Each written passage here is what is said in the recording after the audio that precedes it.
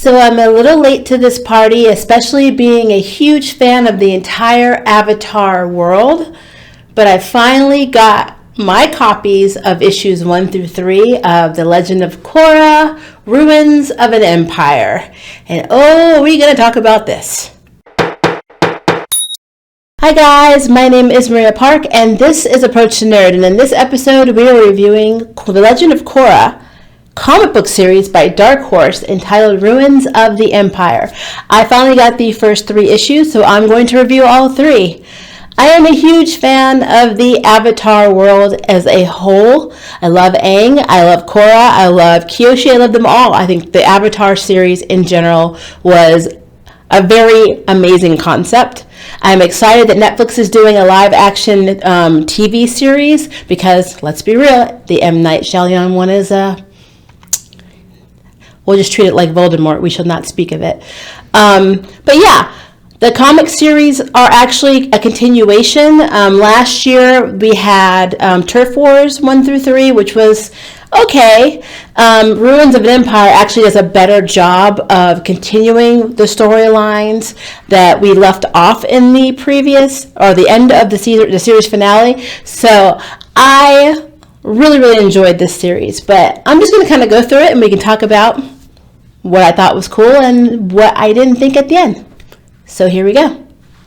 So in book 1, we see that King Wu is making good on his promise in the series finale to abolish his monarchy and to introduce democracy to his people, which he plans to accomplish by holding his people's first ever election. Kuvira is about to go on trial for her crimes committed in the series finale, and they have her held in like this prison made out of earth materials that she should totally be able to break herself out of. At Kuvira's trial, she is very sorry for the people that she's caused pain to, and possibly even killed, though I do remember somewhere in season 4 or book 4 where she did murder some soldiers, but I can't remember what episode that is. But yeah, she does seem to actually feel remorse for the people that she's hurt.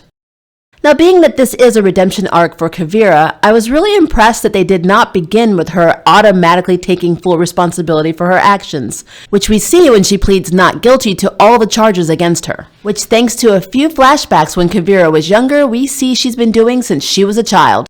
And then we are introduced to the series' new villain, Commander Guan, who apparently was one of Kuvira's former lackeys who still supports Kuvira's extremist ideas. Then there's an amusing scene with Team Avatar where they talk about Guan's forces heading towards the capital to basically destroy democracy, while taking the time to reflect on all the damage Kuvira has done to them individually, and coming to the realization that they may need her help to stop Guan. But she's not really trusted, especially by Asami.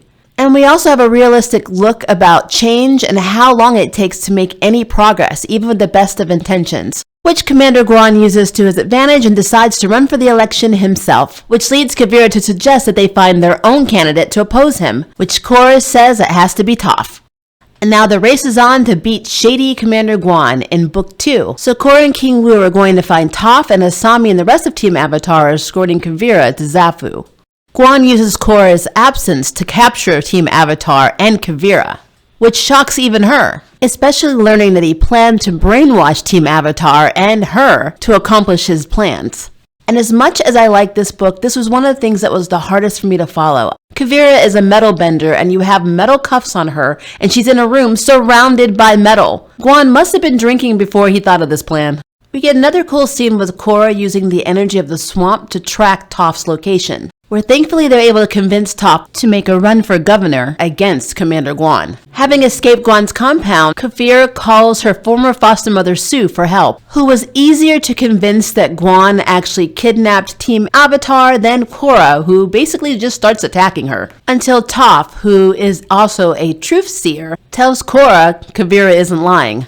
This issue does a very good job of also showing the damage within the Beifong family, with Sue still trying to believe in Kuvira and Opal constantly frustrated that her mother won't see that her pseudo-sister, or foster sister, is no good. When Korra refuses to follow Kuvira's suggestion that they leave and regroup, Kuvira offers to stay and help Korra save her friends, with the rest of the Beifongs right behind her. I love how Toph's first response was that she could take them all out easily. And of course, they're doing well until Commander Guan interferes and stops the rest of Team Avatar from saving Bolin and Mako. But they were able to save Asami, but she's still brainwashed, which Kuvira said she might be able to help, but only with Baatar Jr.'s help.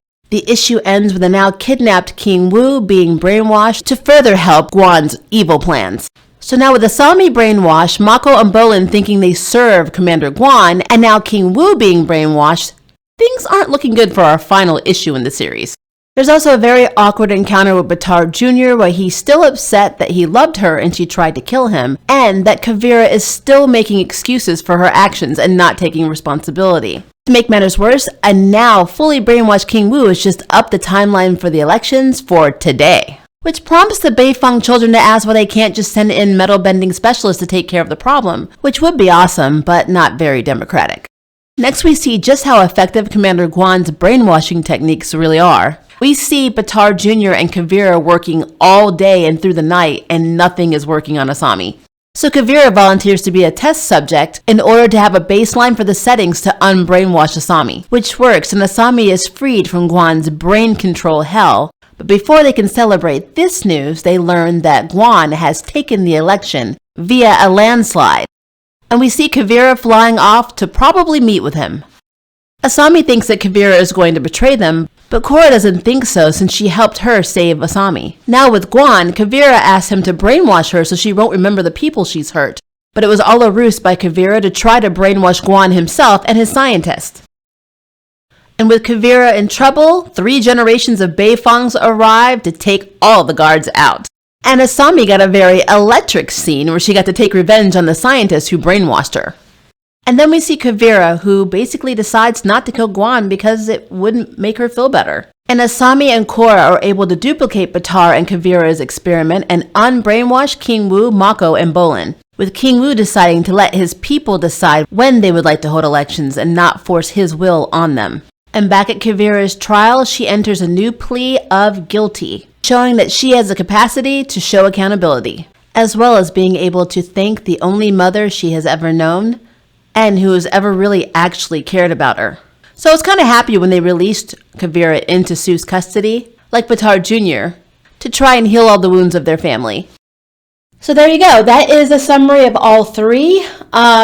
I really enjoyed the comic book. The only problems that I had was I wish we had a lot more backstory on, most of the characters, like with Kuvira living with Sue and with Opal, like what their family dynamic was actually about. Because in the comic series that we just read or summarized, it made it feel like or seem like her entire time with Sue's family and the Beifongs was actually bad. I mean, Opal was basically comparing her to a stray dog that nobody wanted. That's kind of like a Cinderella thing going on. Even though we know Kuvira was very troubled and had no control over her powers and even hurt her biological mother, which is why her parents gave her up.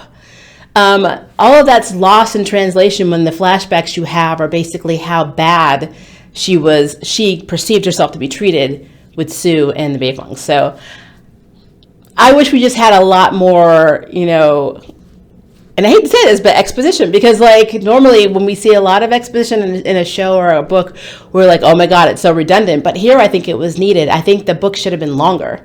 I love the Asami and Korra moments. I think they should have been spread out even more, because it was almost like, oh, Asami got kidnapped again. She's brainwashed. Okay, that's okay. We're going to fix her. And it's like you saw these little cute moments where Korra was kind of like upset, but she was still eating. And that was the scene where she was like chowing down. So she wasn't so upset that her girlfriend was brainwashed that she couldn't have a good meal. And, it was almost like, oh, Asami, you really didn't do a lot when you were brainwashed. Yeah, you tried to swing at the Avatar and your girlfriend dodged it. And then you said a few things like, you don't care about me, don't touch me. But it was nothing really to the extent of, hey, you were a bee. So she really didn't have a lot to be ashamed of, is what I'm saying. I wish they would have, if they were going to do that, if they didn't take Korra, which I guess you can't take Korra and brainwash her because then everyone's pretty much dead. Brainwashed Avatar, not a good idea. But if you're going to brainwash Asami, at least have her do something that she actually regrets. Some other little cute things. I did like the fact that we understand that they're a couple, they're a canon couple, and that they share a bed. And when Sue knocked on the door to interrupt them, Korra was like, as someone who's married, I understand exactly what was going through her head at that time, and I thought that was extremely funny. But yeah, I really think we could have used a lot more background on a lot of the characters. I want to know what's going to happen with everyone.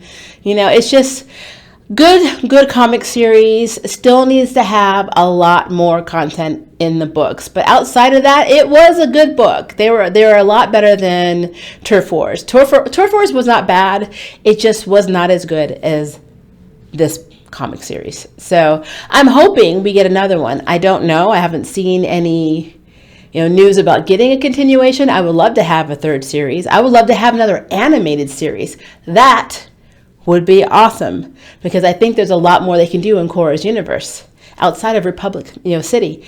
She could actually be traveling more, maybe actually seeing more of the world she's protecting. So I just think between that and the spirit world, that they have a lot of content that they can still use. And they keep, even at the end of Turf Wars, with the spirits saying they were going to be watching the Avatar to see how the future progresses. I want to know what that future is.